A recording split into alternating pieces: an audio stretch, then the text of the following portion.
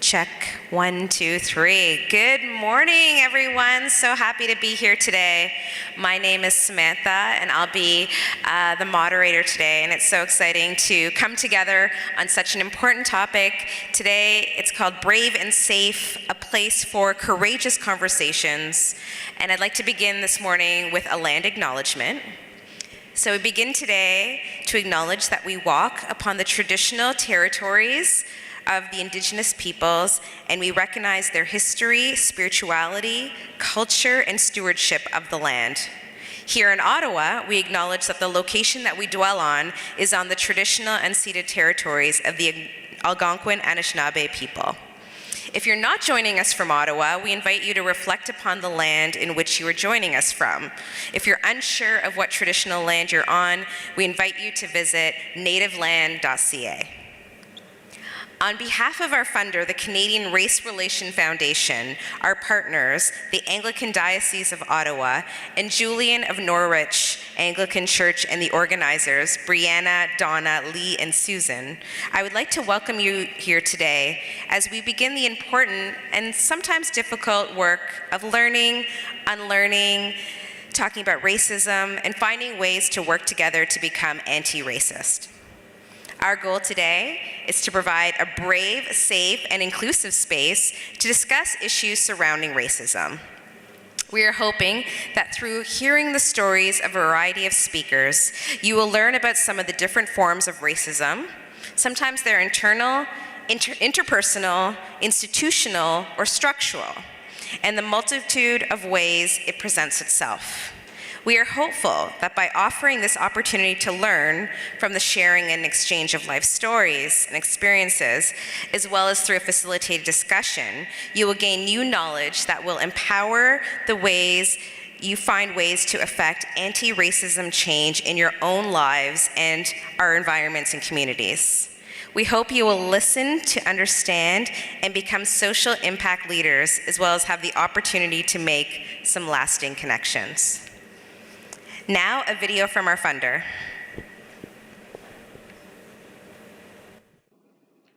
Hi everyone, my name is Angela Lee and I'm the Director of Partnerships and Research at the Canadian Race Relations Foundation. On behalf of the CRF, I bring warm greetings to the Brave and Safe event, a place for courageous conversations. The Canadian Race Relations Foundation is honored to support this initiative through our National Anti-Racism Fund. I would like to acknowledge that the land I'm speaking from is a traditional territory of many nations, including the Mississaugas of the Credit, the Anishinaabe, the Chippewa, the Haudenosaunee, and the Wendat peoples, and now is home to many diverse First Nations, Métis, and Inuit peoples. Toronto is covered by Treaty 13.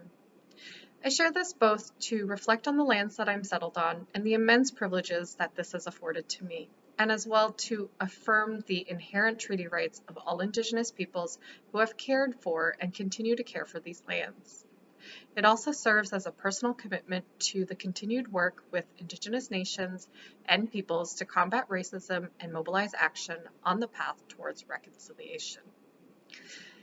I'm sorry I couldn't attend in person. I feel energized just reading the description of your agenda and the leadership that you are all taking on. I want to tell you about how the CRF was created, as I think this story connects well with the conversations you're having today. The Canadian Race Relations Foundation was created by the Government of Canada as a Crown Corporation in 1996 and as part of the Japanese-Canadian Redress Agreement, an apology to Japanese Canadians for racial discrimination and internment camps during World War II. The CRF's mandate is to promote the development, sharing, and application of knowledge and expertise in order to contribute to the elimination of racism and all forms of racial discrimination in Canadian society. The conversations and connections you're making today are crucial and create an important space for young leaders in anti-racism to learn from one another, collaborate, and change systems. We are pleased to fund this event and we look forward to hearing more from you. Thank you for attending, and we hope that you're inspired by these discussions. Have a great afternoon. Austin Ward. Wow, it's such a pleasure to be in the presence of Austin Ward. I've never heard him speak before. I'm super excited to introduce our next speaker. Austin Ward grew up in Winnipeg and was homeless. He was street involved until he was 25 years old and never graduated high school, but worked in construction. Desiring to make a better life for himself, he moved to Ontario, where he decided to go to college to create a better life for his son. Austin has successfully graduated from multiple programs at Algonquin College: General Arts and Science, Social Work, PSW, Aboriginal Study in Victimology, Autism, and Behavioral Studies. He possesses many certificates in suicide prevention, crisis intervention, and behavioral training, among others. As a Métis First Nation man, currently working as a BIPAC practice facilitator, he currently supervises an interdisciplinary team called the DOPE Resource Unit, where he is an acting manager who schedules necessary teams. Austin was also a full-time community prevention worker at the Ontario Aboriginal HIV/AIDS Strategies and a senior program coordinator, including a recreation manager at Wabano Center. Austin, for the past 3 years, has also been a co-facilitator of a niche circle in Dundonald Park. So let's welcome Austin up, do his talk, and if anyone has any questions for him, I'm happy to collect them during his talk. Let's give him a big warm welcome. Welcome, Austin. Thank you. Appreciate it very much. I have to be honest, I kind of want to stay on track because I tend to go all over the place. But I wanted to start off by doing something that I learned, smudging. So smudging in the First Nation culture is very important. It's how we start every ceremony. We do it before every ceremony. I do it every week in Dundonald Park, where I run a Nietzsche circle. We meet between 2 and 3 p.m. We start off by smudging, we drum, we have a sharing circle. Community members, community agencies all come together. We have feasts. We had 155 people show up for our last community feast. I've done so many things as a First Nations person, but I didn't even know I was First Nations. Well, I knew I was First Nations, but I never admitted it until I was probably 35 years of age. So just give me a second. I'm going to set up the smudging, and then I'm going to tell you what the 4 medicines are, what the 4 medicines are for, and we'll go from there. Just give me one quick sec. Shell, we use this to smudge. So, tobacco. Tobacco was the first medicine brought to the First Nations people. Okay, this is like our contract with the Creator. So you can also give tobacco to First Nations elders. You give tobacco from your left hand. Your left hand is the closest to your heart. When you give tobacco, you always give it with intentions. Your good intentions is the most important part. I'm not going to smudge with tobacco today. It's very strong, and it can bother some people, so I just wanted to bring it to show you. I guess I'll do sweetgrass. Sweetgrass is my favorite. Sweetgrass smells amazing. We usually give sweetgrass in a braid, but there's a teaching behind sweetgrass. So if you have one single strand of sweetgrass, it's breakable. You can just rip it apart. It has no strength. But when you braid sweetgrass, like you braid a community, when you intertwine everyone together, it's unbreakable. Sweetgrass is a cleansing medicine. I'm not gonna smudge with sweetgrass either. I just brought it for an example. Cedar. Cedar is another cleansing medicine, but cedar has so many other properties from it. You can make a cedar bath. You can make a cedar tea. Again, it's a cleansing medicine. I've seen people boil sweet or cedar and make a spray out of it, like a smudge spray, and they bring it with them and they smudge their office or they smudge their car, and they just use the little spray. But this is one of my favorite medicines, right? Sometimes I just make it tea and drink it, but I'm not gonna smudge with this one either.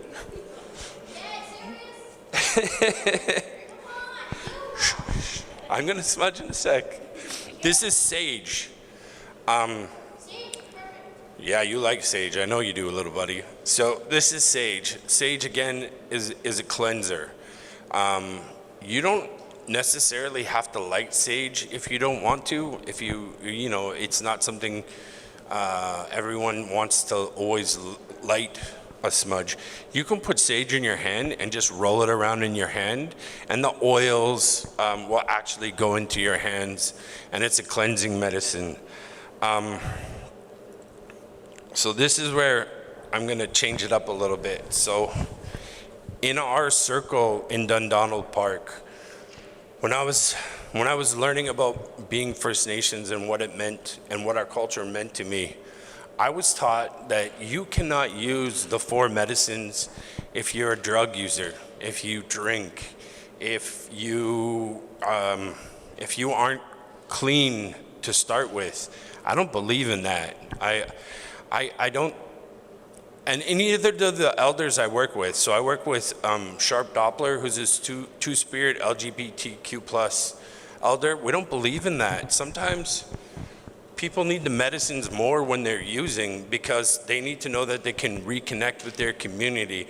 They need to know that they matter. They need to know that they're still important. So our circle, it doesn't matter. It doesn't matter if you used 10 minutes ago. It doesn't matter if you used 5 minutes ago. We allow everyone to come to our circle. I don't know. I thought that was very important to talk about, because there are some elders that also won't let you join a sweat. They believe you have to be 72 hours clean for a sweat. I'm part of a project called Nakanagana, which is with Sharp Doppler as well. We bring service providers together to better learn how to work with Indigenous communities. We go out on the land. Sometimes we have a sweat. Sometimes we just sit in a yurt and we make sweetgrass braids. This is actually from one of our community events that we all made together. I don't know, does anyone mind if I light this really quick? Is everyone okay with it? Cool.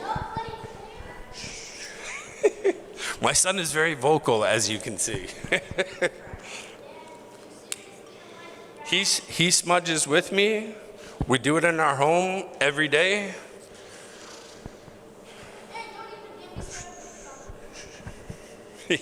Yes, we drum in our circle, and my son is a quite avid drummer. He's very good at it. There's videos all over Instagram of him doing it. So the reason I'm lighting the smudge is I wanted to explain how to smudge. So everybody has a different way of doing it, and everyone is taught differently. There's 100 different teachings and 100 different ways to do things. But what I do is I always smudge my glasses first so that I can see clearly through my glasses. And then I smudge my heart so that my intentions for that day are clear, so that I'm thinking, I'm feeling with a clear heart. And then I always smudge my ears so that what I hear that day, I hear clearly. And then I always smudge my mouth. I always smudge my mouth so that my intentions are clear, so that my intentions, so people hear what I'm thinking clearly. And then I always smudge my eyes again, so I see clearly. And then I always smudge my mind so that I'm thinking with a clear mind, which doesn't always happen. And then I usually have someone come and smudge my back, and that's just so I'm feeling clear that day. Now, the reason I started with this, like I said, it starts off every ceremony that we have, but I didn't know how to do this. I grew up in Winnipeg. I had no idea what smudging was. I have to be honest with you. I remember being younger, and I remember my elementary school, Angus Mackay School. We lived right next door. And I remember kids would come see me and they would say, I just saw you with your dad. Are you an Indian? And I wouldn't know what to say, right? And I'd say, well, why does it matter? And they'd say, and this is very serious, I'm not even joking, they'd try to tell me a joke right after they'd ask me if I was an Indian. They'd say, well, Austin, do you know what a BFI is really for? And in Winnipeg, there was a company called BFI, who was a waste collection agency. You know those giant blue garbage bins? So BFI's job was to collect all the BFIs, right? And I'd say, no, what's a BFI for? And they'd say, bed for Indian. And I would have to laugh, right? I'd have to like suck it up and be like, oh, that's so funny. But have you seen my mom? Of course I'm not an Indian. Of course not, right? I'm a white person just like you, you know? And I remember like, it happened almost every time anyone saw my father. My father was the most native person you ever saw. Jet black hair, he wore mucklucks or moccasins everywhere he went. He ran a trap line. He taught me how to hunt. He taught me how to fish when I was a kid. But I remember thinking to myself, like, I don't get it. How come it matters so much to everyone if my dad looks like an Indian? And of course, I would always say, hey, didn't you mean indigenous person? And people would be like, no, I meant Indian, right? Like, how do we get rid of those people? And I would just walk away and I wouldn't know what to say, and it broke my heart. Sorry, I had to kind of get off track there. So the reason I'm talking about that story is as I got older, I started getting more and more disconnected with my dad. My dad would go hunting, my dad would go fishing, I would go with him. But one year, my mother, my grandmother, my grandfather, they started saying I didn't have enough discipline. And I remember my dad saying to my mother, well, let's send him away. And my mom was like, well, what do you mean? And my dad was like, I went to residential school. My mother went to residential school. There's no reason he can't go to St. August too. St. August will teach him discipline. I didn't know what a residential school was back then. I don't think my mother truly knew what a residential school was back then. But I got sent away. It was in 1991 I went. And I remember I had long hair. Always had long hair, and they cut it all off. I couldn't have long hair. I couldn't speak Cree, so I barely can speak Cree now, right? I can say Ani, Sego, I don't know my own language anymore. And I remember going to St. August, and I couldn't wear a hat. I couldn't have long hair. I couldn't talk to the girls at the school. We were all segregated from each other. I remember if we walked in the cafeteria and we said any kind of bad language, or so I still had a baseball cap with me, but if I wore my baseball cap, I remember having to run laps until we puked. I remember having to do push-ups until we puked. I remember going to church on Sundays. I think I remember a kid ran away one year, and we just thought he went home. We didn't think anything of it, right? We thought he ran away to his parents, and all we could think was, Jesus, is this guy lucky? He's home, right? It wasn't until a few years ago when they started finding all the unmarked graves that I started thinking to myself, oh no. Did he make it home, or are we gonna find an unmarked grave with him in it? I was one of the lucky ones though. I mean, I don't know how it's luck, but my mom got sick. My mom got sick. My mom couldn't go to work anymore. My mom needed home care. So my parents brought me home. And I remember my dad wouldn't talk to me. My dad wouldn't look at me. My dad wouldn't have anything to do with me. My dad would go hunting, and I wasn't no longer allowed to go. My dad would go fishing, and I could no longer go fishing with my dad. Opening day in Ontario was May long weekend every year. And I remember when my dad would go fishing with my stepbrother. My stepbrother was my next door neighbor. And suddenly my dad went fishing with my stepbrother, went hunting with my stepbrother, taught my stepbrother how to drive, taught my stepbrother how to smudge. And he was not my brother in any way, shape, or form. Every year on my birthday, May 21st, it was opening season, and they would go to Ontario and leave me at home with my mom, and I never understood really what happened, right? It wasn't until I got older and I learned what a residential school was that I learned what my dad went through, right? I didn't know what the word intergenerational survivor meant, but my dad was an intergenerational survivor. My dad was a residential school survivor. I didn't think of myself as a survivor, but I realized I was. And, things changed though. My dad got older. My dad, got wiser. Jalen's my second son. I have another son, Dustin. My oldest son is non-binary. So he doesn't like they, he doesn't like them. He says, I'm a boy when I'm a boy. I'm a girl when I'm a girl. But then he said something to me that really surprised me. He said, but Grandpa's teaching me what it means to be two-spirited. And I was like, smiles, right? I was like, wow. What? Shh, shh, shh, shh. Sorry, my son is, he's like me, he likes to talk, which I love. But anyways, like I was saying, my dad changed. My dad and me reconnected. My dad apologized to me. He said he didn't know what to say. He felt so bad for sending me that he was ashamed. And that's why he no longer went hunting or fishing with me. But my dad started to teach my oldest son what it meant to be two-spirited. And I reconnected with my First Nations culture.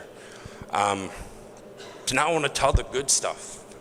At the time, I was living on the streets. I was a gang member when I was a kid, and I moved away from Winnipeg. I started working construction, and I went all over Canada. Again, though, I could not admit I was First Nations on a construction site.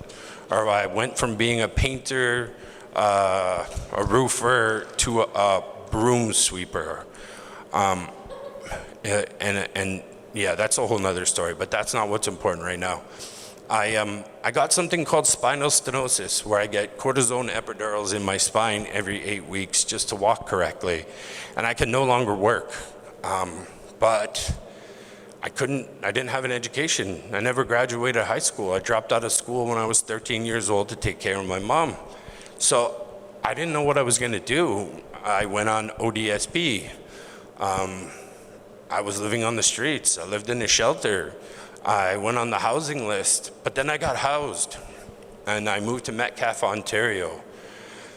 I met my son's mother.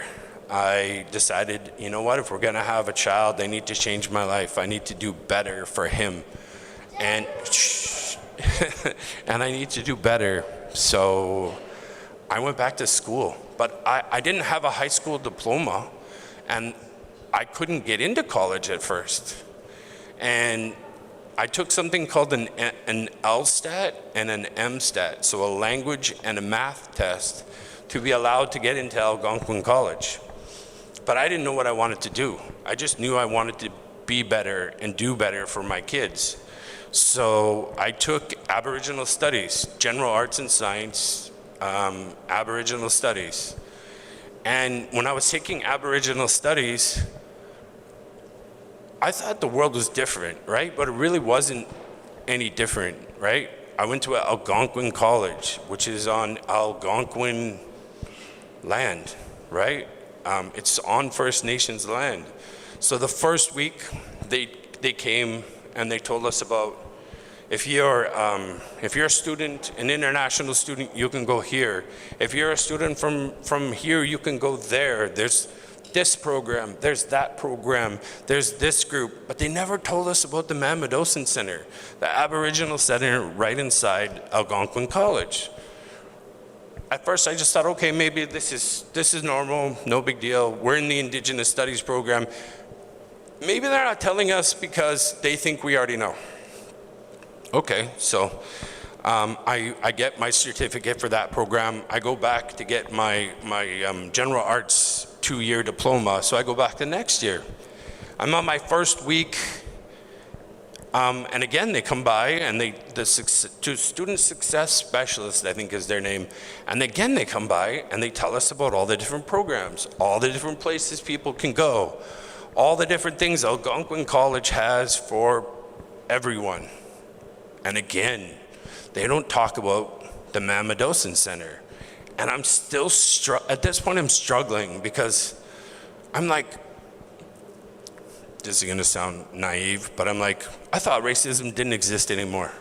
You know, like I thought this story wasn't true. Like we lived in a different place, right? But we didn't, you know, like they still didn't care about the First Nations people. They still didn't care that they were on Algonquin land. As a matter of fact, they didn't even talk about it. They just assume you all knew about it, and you know, so, you know, anyways, another year goes by, and I decide, you know what, I need to be a social worker. I need to make a difference in people's lives. I have all this lived experience. I've lived on the streets, you know. I've gone through some deep things.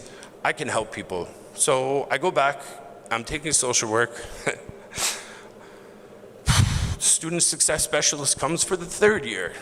At this point, again, they don't bring up the Mamadossin Center, and I raise my hand at this point. I'm like, you know, I'm Indigenous, and I'm trying to understand why you never bring up the Mamadossin Center.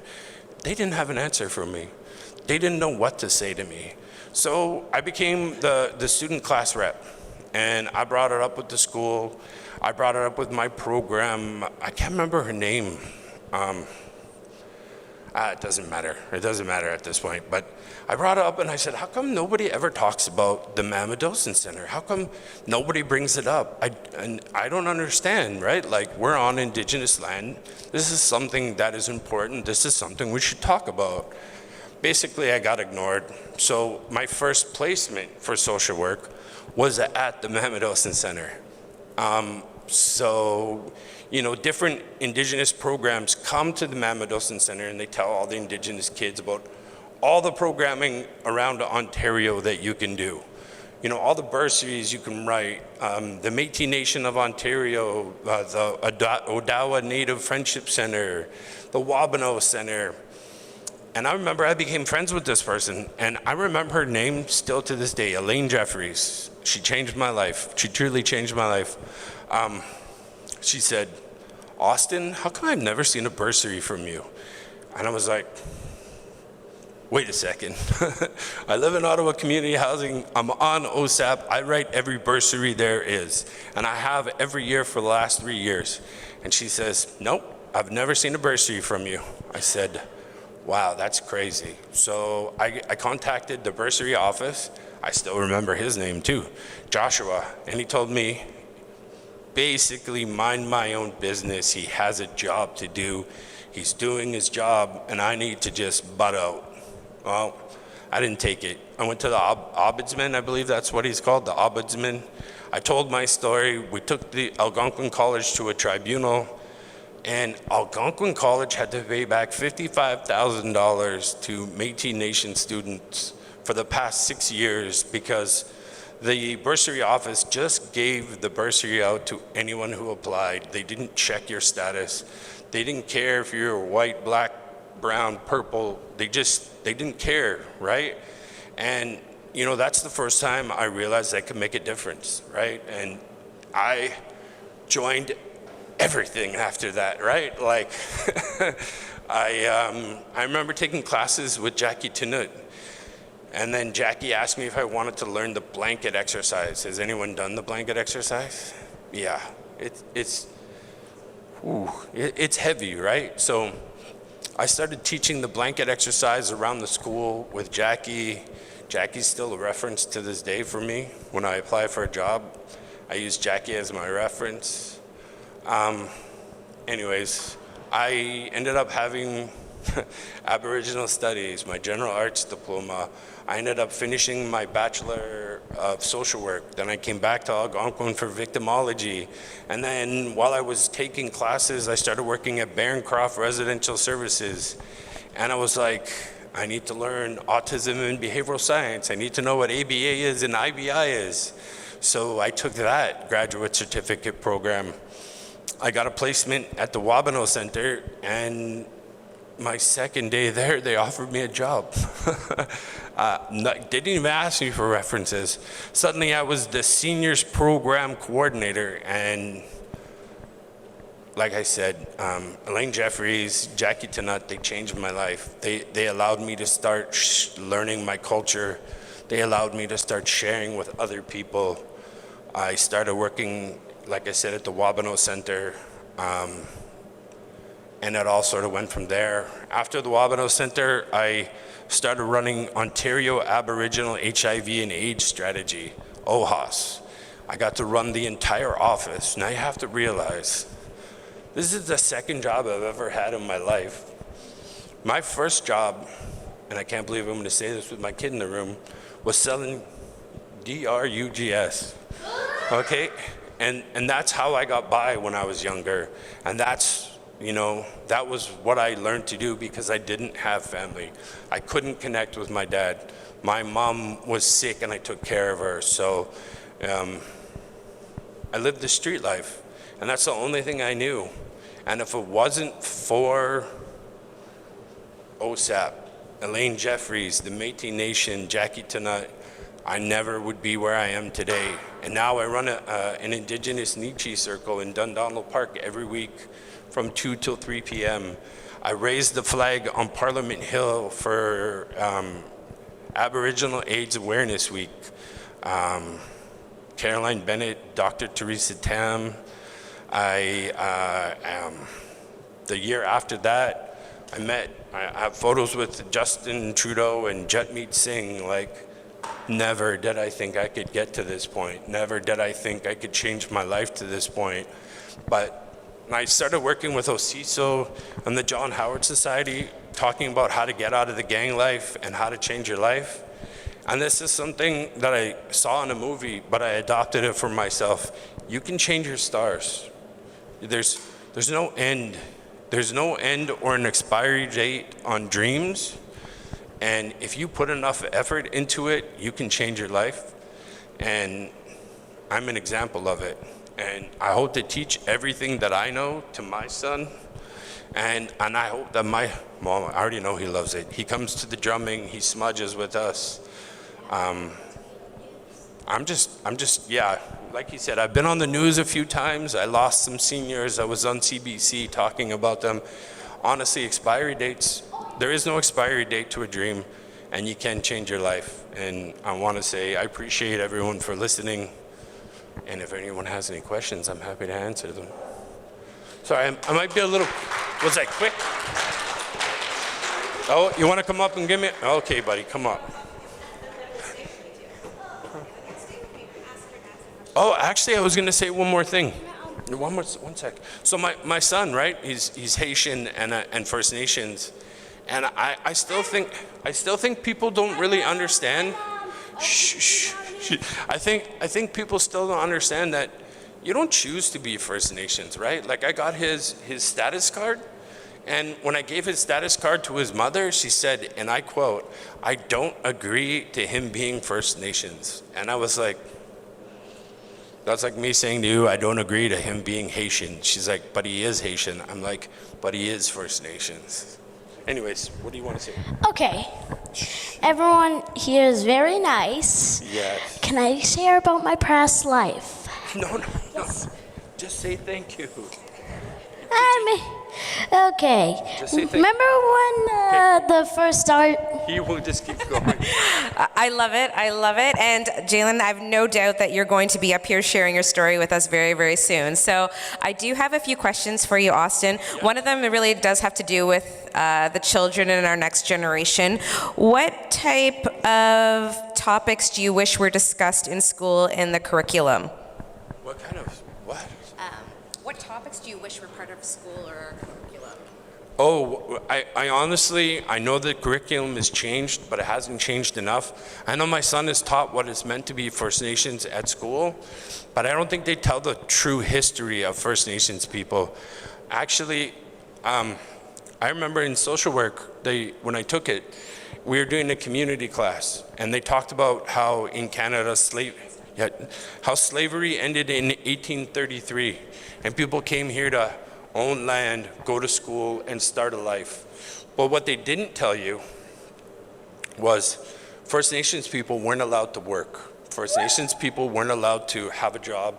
They weren't allowed to have an education, and they weren't allowed to own land. And Inuit people had it even worse. The RCMP shot all their dogs so that they couldn't leave their reserve. I don't think that's taught in school. I've never heard a school talk about that, right? My grandmother was disenfranchised. She married a white person, and she was no longer allowed to have her First Nations status. My father went to school, and because he went to school, he was no longer allowed to have his First Nations status. It's called disenfranchisement, and they had to apply to get their First Nations status back afterwards. But we had to do a family tree to prove that we are First Nations, and that only our family tree was what they would take. They wouldn't, it was, I don't know, they need to teach that in school because I don't think anyone knows that story. That's so powerful. I do hope that we continue to question our curriculums and do better every day, every year. My last question for you has to do with getting support from the community. So we know that thousands of people are going to watch this video again and reflect on this, and there's many people in the room. When we say, like, how do we give support? How do we kind of, help lift people higher from your community? What tangible advice would you give for that? So I actually am lucky enough to run the Dope Response Unit at Somerset Community West Health Center, and we only hire BIPOC people. So I think there needs to be more programs like that. We only hire people that have lived and living experience. And actually, I was asked by someone, how do you run a program with people with lived and living experience? And I had to tell them, you need to take people where they're at, and you need to listen to them, because JJ, stop. You need to understand people with lived and living experience have value, and you need to know that those people's values need to be given to them. You need to learn to work with them and understand that it's not always going to be a straight line. It's going to be a rocky road. And I wish more programs were like Somerset that gave more chances to people with that sort of lived and living experience. So in this space, we call it representation matters. So I think for all of us in our school systems, in our workplaces, in our communities, I want you to always think about, who's at the decision-making table and who's not. And we need to consciously make an effort to bring more of those people in. And I agree that what Austin said about adding that diversity and inclusion lens to our programs and policies really does change the lives of our community members. So let's give a big round of applause for Austin. Thank you so much for sharing your story, and to Jalen for joining us. Thank you so much.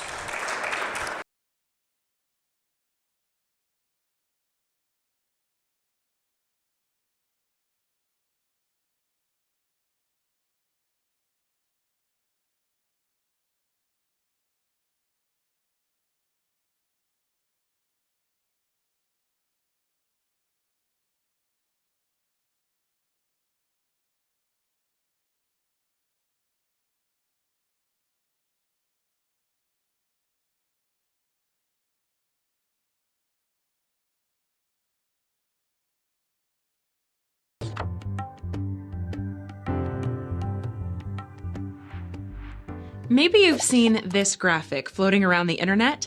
It was designed by Andrew M. Ibrahim, and he gives Ibram X. Kendi and other modern anti-racism writers credit for many of the ideas within the graphic. I want to give you a quick overview of it because it's a useful tool. And then I want to show you a similar graphic we made that focuses on an anti-racism continuum for the workplace. So let's get into Dr. Ibrahim's graphic real quick. This graphic is broken down into 3 phases. As a person on a journey towards becoming anti-racist, you fall somewhere within this continuum.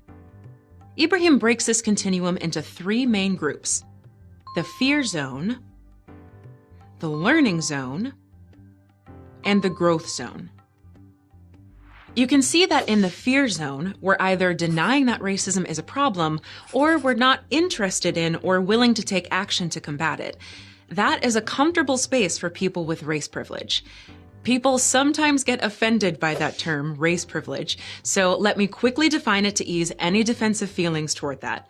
Someone's ability to be in the fear zone means that their life is not negatively impacted by the color of their skin. It's not saying that their life is easy, that they've not had to work hard, and it doesn't negate struggles. It simply means that their life is not negatively impacted by the color of their skin.